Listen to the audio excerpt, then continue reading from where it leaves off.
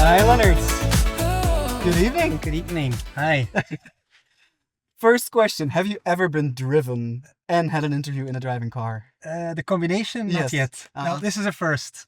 Then let's make that first happen, right? Yeah. Okay. Yeah, seatbelt fastened, so we're ready to go. Yes. Exactly. So tonight, Supernova 2025, right? Yeah. Big aspirations. We have Oprah Winfrey on stage together with Nafitiam. Amazing. Yes, we have quite the thing to expect. Yeah. Now, of course, in this particular section, we wanted to focus on shooting for the moon. And in any organization, just like yours, the Port of Antwerp, shooting for the moon is a necessity, right? I think what I want to focus on here tonight with you, as being the spokesperson for Port of Antwerp, what is the wildest goal that you have set for yourself or that the port is currently setting for itself? Okay. I think as a Port of Antwerp-Bruges, since 2 years we merged together with the Port of Zeebrugge. So now we are officially Port of Antwerp-Bruges.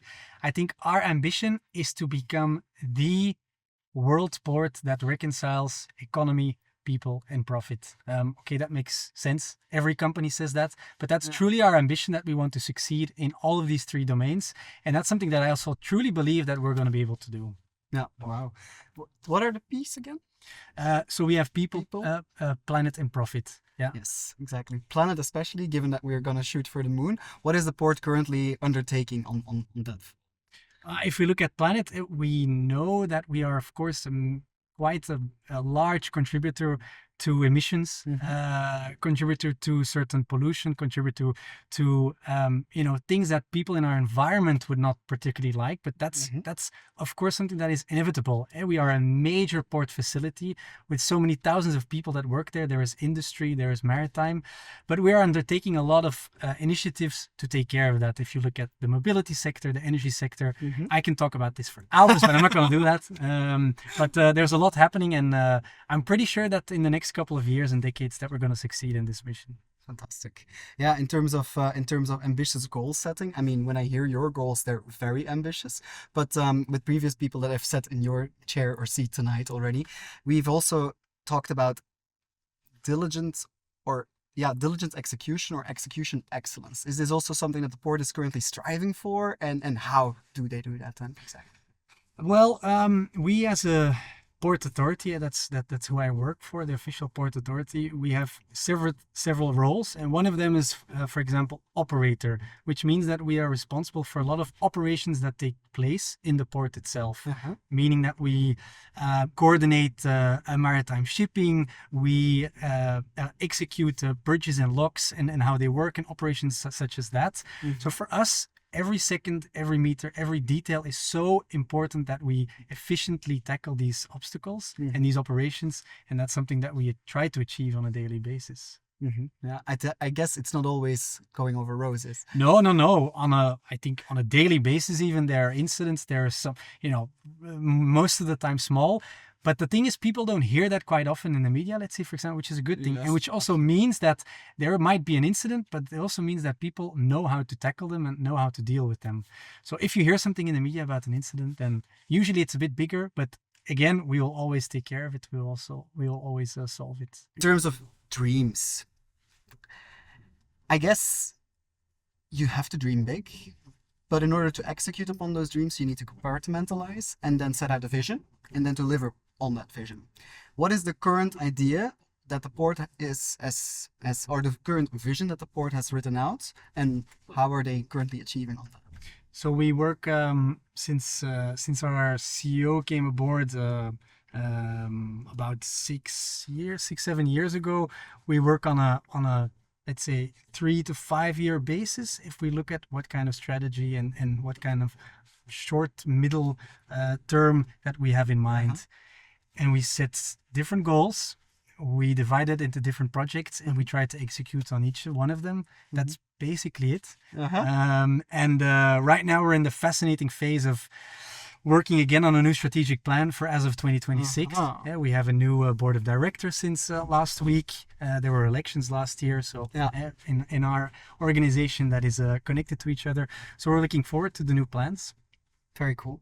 In terms of goal setting, do you believe that it's better to shoot for the moon and then try to land it somewhere, or to, let's say, to remain within the earth, and then try to solve it there first. Combination of both, maybe. Okay. If I look, let's say personally, for my job as a spokesperson, it's not an easy job to do this specifically for a port. We know that the majority of how we get into the news is, let's say, more from a negative side or news that we don't really be in the news with. But I think you should really set some very unrealistic targets to see how far you can go and to actually make sure that every person in the street understands how amazing this world is and how important it is for everyone's individual life. Yeah.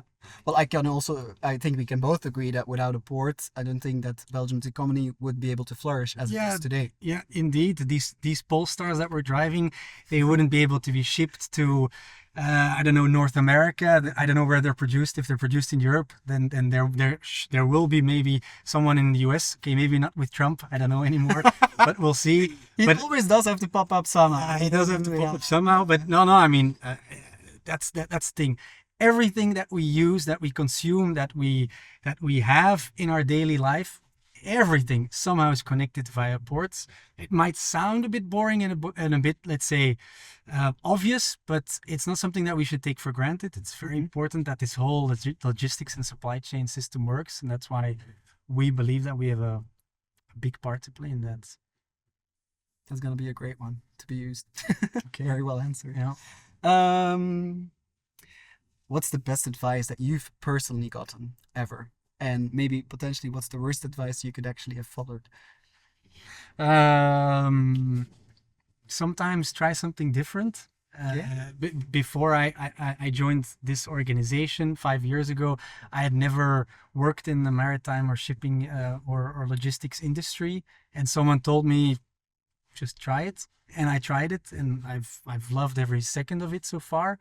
The worst advice, somebody else told me, don't join the maritime industry because it's a conservative business, and I mean, what kind of communication will you be able to do there? But then once you get involved into it, you see there's so many stories, so many interesting people. So yeah. What are you most proud of the stories that you tell? Because storytelling in a general sense for the Port of Antwerp is from insane importance. But what are the stories that you personally like to share best? Because I guess, like you mentioned, sometimes it's more inclined towards the negative, but there must be a ton of positive storytelling that you guys do as well, where you say, that's a nice one to bring to play. I think it's the ones that are the most obvious, the ones that are so simple. These are the ones that I get the most, let's say, fulfillment from.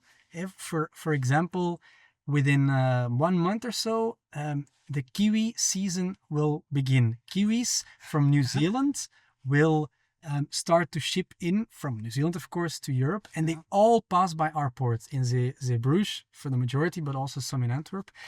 And this is something that nobody knows or nobody really stands still. But if you eat a kiwi anywhere in Europe, it will have passed by our port. Somebody will have actually taken it out of the ship into a logistics warehouse. It will have been checked, controlled. There will have been several actions done with it, and it will be consumed. And we're going to, of course, try and get this story as other stories, these simple stories, how average people get impacted on the daily basis. It's these stories that are the most fulfilling. Fantastic. I've learned a new thing today. Kiwis. Yes. End of April. Then the kiwi season starts. From New Zealand, you can eat all year round kiwis, but then they come from different parts of the world. Yeah. But the kiwis that probably we know the best, or the ones that I like at least the most, the yellow kiwis, they are from New Zealand, and they will, let's say, kiwi season begins at end of April. That's not a good point. I think I'm more for green kiwis than yellow kiwis, to be honest. Everyone has its own preference, but yeah. Exactly. Everyone does have his own preference. Yeah. No, but okay. So it's the normal or the more everyday life things that we want to bring to the people again, because they're great stories to share. They're just very simple, great stories, and I mean that's our role, let's say, as a communication department at our organization, is we want to, let's say, build on our general reputation, our general image, and make sure that people understand what the port is and what it does. Yeah. So that's why the simple stories, these are the best. The simple stories are the best. Yeah. Great.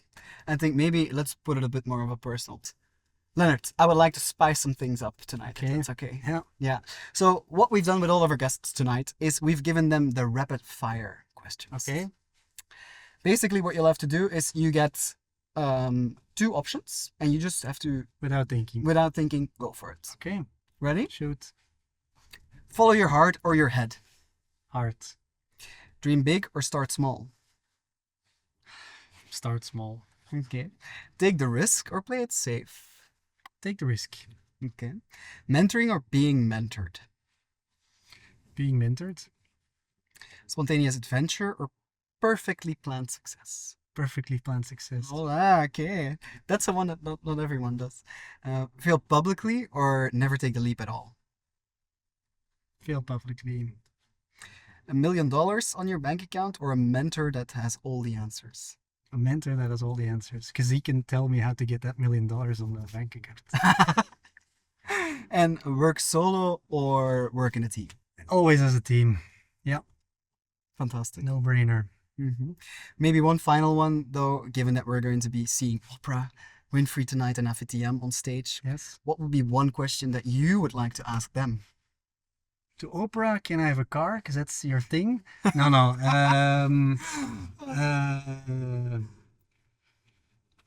I think to Nafi Tiam, I would like to ask, how is it ever possible that you keep on finding, it's such a cliche question, that you keep on finding the strength to keep on doing it and to keep on winning and to achieving the ultimate maximum? Where do you get it from? Because you could easily say, nah, I did it once and that's fine. And now I'm just going to sit back and relax at a swimming pool or whatever.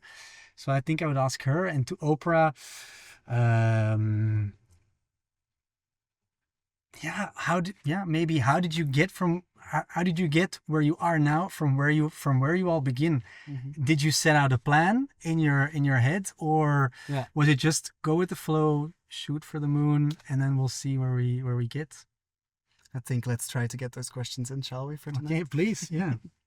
Lennart, this has been a tremendous pleasure having you on the couch, on the seat of this lovely Polestar. You're welcome.